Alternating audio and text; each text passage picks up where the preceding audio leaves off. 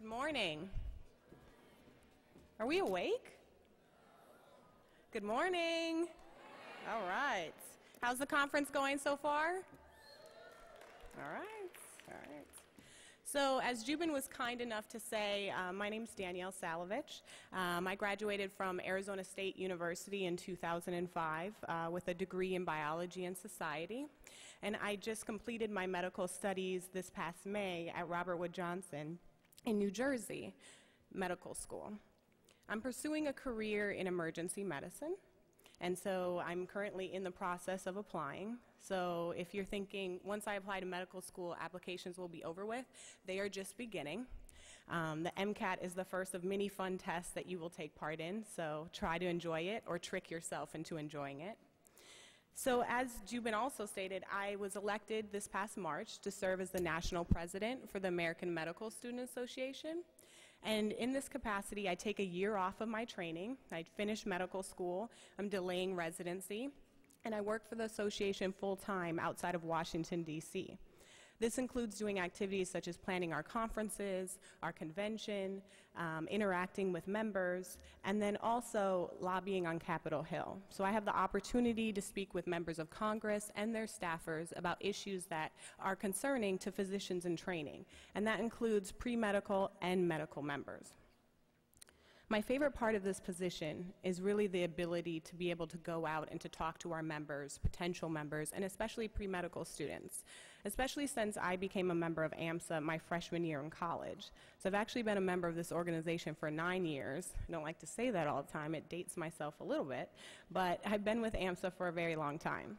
And so Jubin asked me to come here today to talk to you a little bit about my own personal pre-medical journey and also about why I decided to join AMSA and make that a part of it. So just to give you a little background about myself, I was born in New York to a single mother. As a toddler, we relocated back to Minnesota because that's where my mother's family was from, and she wanted to be close to family because apparently I was a handful, so she needed help. She always stressed the importance of a formal education. Education was very important in our household. And so one of the activities that we would do around this is every Sunday after church, we would go to the bookstore. And so that was a routine. Every Sunday after church, you're at the bookstore, you get a book. And so one Sunday, I was about 8 years old, and I spotted this huge book. I mean, it literally was huge. And it was the history of medicine. And I wanted this book. My mother looked at me. It was literally as big as I was. She had that look of doubt in her eyes. Somehow I came home with that book. I don't exactly know what happened. I know there was a few tantrums involved, but I did get that book. And so I have pictures sitting with the book on the couch, my feet dangling, couldn't even touch the floor with this huge book in my lap, probably cutting off my circulation at that point. And I would just look at the pictures because I was 8. I couldn't read it. I couldn't understand 80% of the words in it, but the pictures were interesting. And I looked at the anatomy pictures, the interesting devices, all of the, old-fashioned medication bottles, and I became fascinated with the human body. And I think from that point on, I decided, I want to be a physician. So when it became time to attend college, I needed 2 things. I needed warm weather because I was in Minnesota, and if you've been to Minnesota, it's freezing. So I wanted warm weather, and I needed a scholarship. And Arizona State offered both of those opportunities for me. It was warm, and I was going to get a full scholarship. So off I went to Arizona. And so my first semester as an undergrad, I wanted to hit the ground running. I knew I want to be a doctor. I'm here to get into medical school. And so I did exactly what a majority of pre-medical students do. And that's as soon as we get in, as soon as we decide, okay, we want to go to medical school, I signed up for a science major. I became a biology major. It just didn't make sense to sign up for anything else, right? I want to go to medical school, I should be a biology major. And then I went on something that we like to call the inevitable quest for the secret admissions formula. To find out what does it take to get in. There has to be a formula, right? I mean, it can't just be random, it can't be up in the air. There must be things that I can do to improve my chances. So going on the quest for this formula, I had to ask myself, what does it take to get into medical school? And so that's an interesting question. And, you can talk to a bunch of different people about it, and you'll get more than 10, 7 out of 10 times, you'll get pretty much the same responses. And so since I know that you're all a little tired this morning and we're going to wake you up, we're actually going to ask you some of these questions. So I have my lovely ladies in the back. And so they're going to pick out people randomly, because we're going to wake you up, to tell us what does it take to get into medical school. So Kim, you got somebody in your sights? Yeah, I'm going to pop over here. You just happen to turn around, so it's going to be you. Just tell us your name and give us an answer. Hello, my name is Sasha. What was the question? See? Time to wake up. All right, so the question, now that everybody's awake, okay, is what does it take to get into medical school? What do you think are some things that you have to get accepted to medical school? I want you to give me one. Good grades. Okay, so you have to have good grades. What's good grades? Above a 3.5. Okay, all right. Who else we got? Where's Brittany? We got this lovely gentleman right here. What do you think it takes? Passion.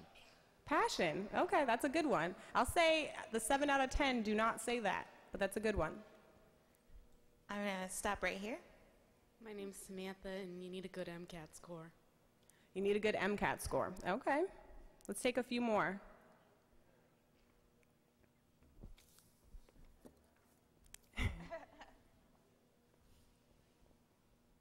Is he telling you the answer? I'm Jordan. Woo! Is your mic dead?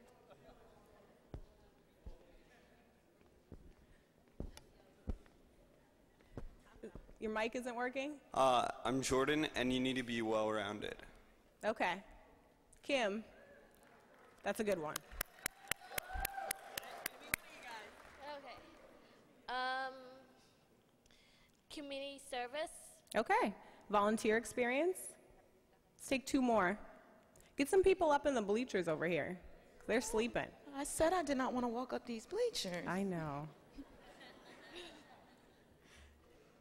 All right, I'm coming to you because you're reading them up. Right. Creativity. Okay. Nice.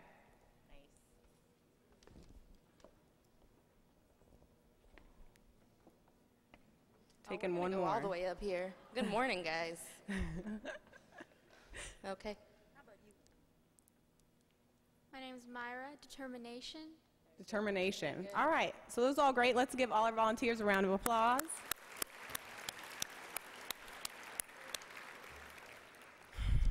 So I will say we often survey medical and pre-medical students at conferences such as this when we have opportunities to have a lot of students in one place and to get their opinions. And I will say the top 7 things that students have said is part of the secret admission formula is some of the things that have been stated: a competitive GPA, a competitive MCAT, volunteer experience, and they'll say some other things too. They'll say strong letters of recommendation, you know, not just letters, but actually strong letters, research, shadowing, volunteer experience, but not just volunteer experience, but leadership experience, because doctors are seen as leaders in the community. So these are often the things that are composed of this infamous checklist. So, you know, how many do you need to get into medical school, right? Because that's the next question. So now you have the checklist. How many of these do I actually need? You know, some people would say that you need all 7. Maybe you only need 3. No one really seemed to know this. So this was me, my freshman year of college, with this, you know, infamous checklist that I had created. And I decided, you know, I'm going to go and check off as many of these things as possible, right? Because if 3 is good, then having 7 will be the best. And so I'll be a better candidate if I just have all of these things checked, all the boxes checked. And so as part of this, I decided, okay, I need leadership and volunteer opportunities. So where am I going to find that on campus? You know, I had to find out what are the pre-medical organizations on campus that can get me exposure to these things. And so one day I happened to be, you know, walking home to the dorms, and I saw an advertisement for an AMSA meeting, American Medical Student Association. Well, I wanted to be a medical student. It seemed like that applied to me, and there was free food, and I didn't feel like eating in the caf that night. So I decided I'd go check the meeting out. And at this meeting, they were actually planning to attend the national convention that happens in March every year. And so I sat in on the meeting, and some of the past members had actually attended the convention last year. And I decided, you know, this seems interesting, this seems worth my time. I want to go. I want to check it out for myself.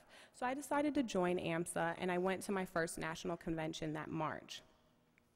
At National Convention, I was exposed to things that, you know, I never had considered, I never had thought about. Osteopathic and naturopathic medicine, the current state of our healthcare system in America, upcoming legislation that would affect the way that physicians practice in the future and the way that we can care for our patients, conflict of interest in medicine and how to protect the integrity of the physician's role in society, as well as a complete dedicated track to pre-medical students and to the famous admissions process.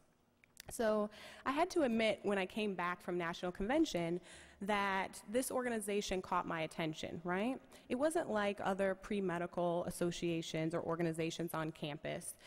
This organization was not entirely focused on how do I get into medical school. This was an organization that focused on making its members more knowledgeable about the field that you're about to enter. Not only that, but it provided opportunities for pre-medical students to actually have an impact on the field that they want to enter during their undergraduate training. And that was important to me, to not have to wait, to feel that I could contribute something now. Beyond that, you know, the membership was composed of medical and pre-medical students. So I had the opportunity to work alongside people that were where I wanted to be. I wanted to be in medical school. I was working with medical students. I could seek their advice. And during all of this networking and attending all these sessions and having my eyes open to all of this information, I realized through talking to the medical students that there was no checklist, right? All those things that we just went through, there was no secret formula. The more and more people I talked to, I could see how various their paths were. Of course, there's basic requirements to get in. We all have to take the MCAT, unfortunately. You know, you do have to take organic chemistry. You do need letters recommendation. Those are the basic requirements. But I realized that the medical students have taken completely different paths to get to the exact same place. They all wanted to get into medical school, and they all got there. But they didn't follow the same path. They didn't follow the same formula or check off the same boxes. So when I came back to ASU, you know, now my freshman year is over, I came back to ASU as a sophomore, I made a number of changes because of my exposure to this, because of the realization that there wasn't a checklist that I had to follow. Number one, I dropped my science major. You know, science was not my passion. I knew that I wanted to be a physician, and I understood that I needed to have a knowledge of basic science, but that's not what I wanted to spend my undergraduate studying. So I switched to bioethics, which, you know, to this day I fall back on again and again, the ability to be able to write, to speak, to express your opinion. I also found mentors not because of the letter that they could write, right? Not because of their status on campus, how many research articles they could publish, but actually because I saw them as a person that I could learn from and that they had the time to invest in me. So I kind of switched that around a little bit. I also took a semester off my junior year and went to work in West Africa. Not because I wanted to have volunteer experience on my resume, and not because I thought that it would make me look like a better candidate, but because I literally went to a movie and saw a movie about some things that were happening in West Africa. It made me angry, it made me cry, and I decided I wanted to go help, that I didn't have to wait to be part of the solution, and so I went. After undergrad, I also decided I was tired. You know, medical education, you know, this journey it's a long journey. There is no rush to the finish line. I realized that, you know, I went through undergrad, I got good grades, I studied hard, but, you know, I needed a moment just to relax. And also that trip to West Africa, you know, volunteering isn't free. So, you know, I still had to pay my bills back home, and those wound up on a credit card. So I needed to pay my bills. I wanted to pay off my credit cards. I wanted to relax for a little bit. And so I got a job at an engineering firm. Completely different from anything that I was doing, right? I was a bioethics major. I wanted to go to medical school, and now I'm working at an engineering firm for a year. But it was fun. It was fun. I had a great opportunity. I got to work, see what it's like to be in the working field, to have these type of responsibilities and deadlines and work on major projects. So, you know, I paid off my credit cards, and I had a great opportunity to spend some time with my friends and just find out who I was as a person before I applied. So, you know, I say all of this to remind you that this is your time, right? This is it. You're never going to get this time back. You have to be able to walk away from these years and from your undergraduate education and feel confident and satisfied with how you chose to invest it, that you chose this major because you were interested in it, that you went after opportunities because it's something that you wanted to do, not because you wanted to check a box or make yourself appear more competitive. There's no secret formula for admissions. There are medical students that have checked every box that we talked about earlier, and there are medical students that have only checked a few. But a majority do have one thing in common, and that's that they enjoyed their journey. It showed in their application, and it also showed during their interview process, and those became the most successful candidates. Use your undergraduate years to explore all of your interests. Passion is never planned. So I hope that all of you find yours and pursue it. Thank you.